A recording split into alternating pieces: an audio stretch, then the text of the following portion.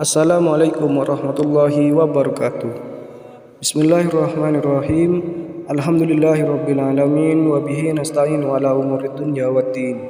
Wassalatu wassalamu ala asyrafil anbiya'i wal mursalin sayyidina Muhammad wa ala alihi wa sahbihi ajma'in.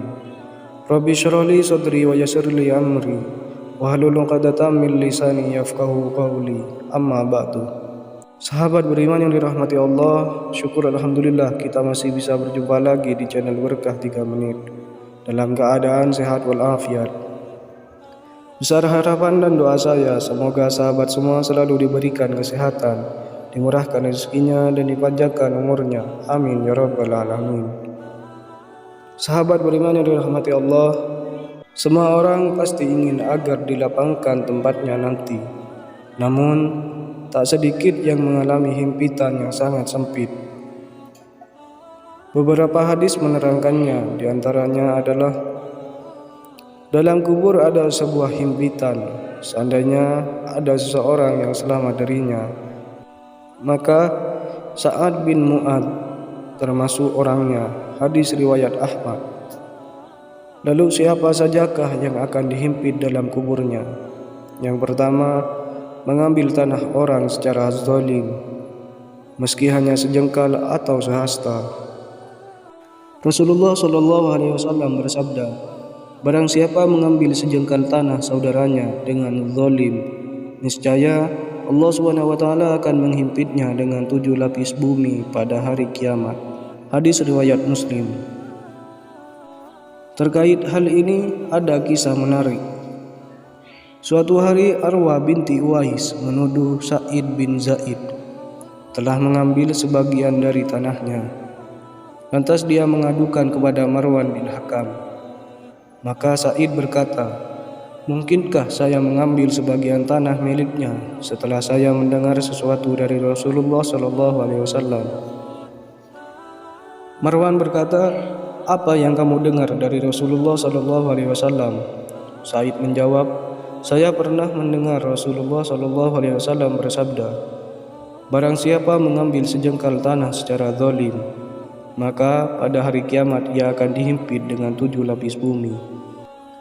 Lalu Marwan berkata kepadanya, saya tidak akan menanyakan bukti lagi kepadamu setelah mendengar sabda Rasulullah SAW ini. Kemudian Sa'id berdoa, ya Allah, jika ia wanita berdusta, maka butakanlah matanya dan bunuhlah dia di tanahnya sendiri.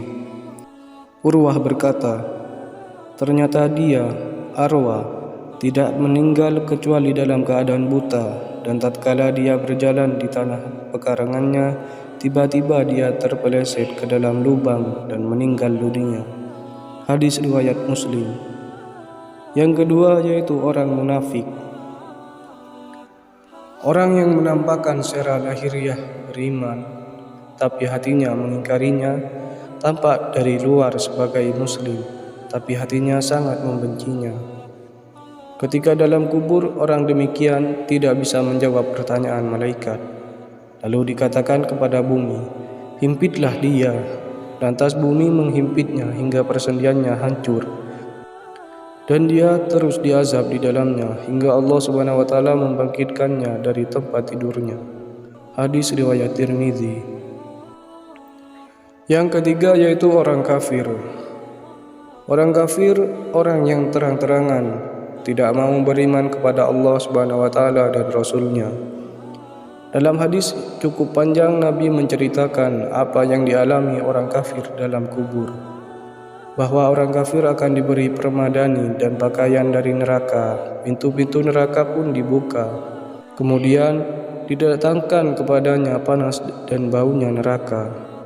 Lalu kuburnya disempitkan hingga tulangnya saling berhimpitan.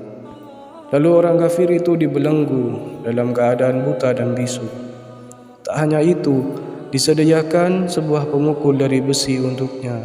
Sekiranya pemukul itu dipukulkan pada sebuah gunung, niscaya akan menjadi debu.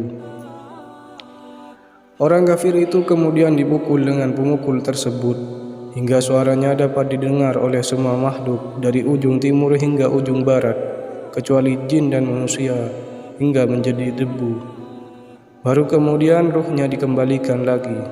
Hadis riwayat Abu Dawud.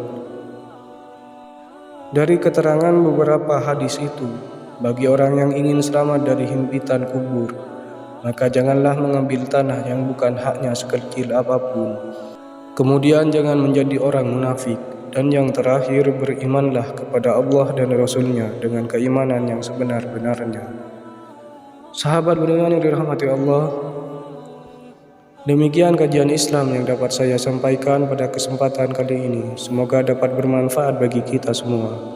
Lebih dan kurangnya mohon dimaafkan. Yang benar datangnya atas bimbingan Allah Subhanahu wa Ta'ala yang Maha Benar, dan yang salah, khilaf ataupun keliru, itu datangnya dari saya pribadi sebagai manusia biasa yang tak pernah luput dari salah, khilaf dan dosa.